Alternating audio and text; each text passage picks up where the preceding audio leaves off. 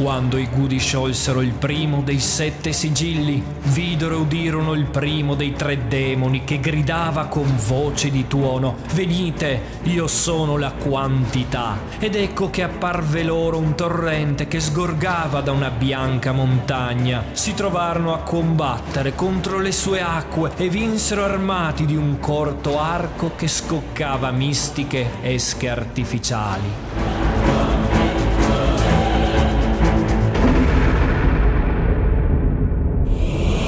Quando i Gudi aprirono il secondo sigillo, udirono il secondo essere vivente gridare: «Venite, io sono la dimensione», torcendosi nel fango e nelle melma infernali.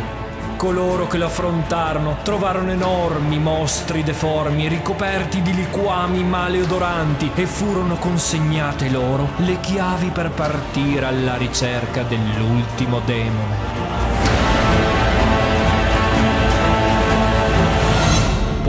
Venne aperto l'ultimo sigillo e l'ultimo demone tuonò: «Venite, io sono la qualità», e i Gudi vennero divorati nelle sue interiora, persi in un perpetuo liquido gastrico. Scoppiò nelle acque la guerra per la qualità, combattuta con lunghe lance finché anche il grande drago, il serpente più antico, colui che chiamano il grande seduttore, fu rilasciato.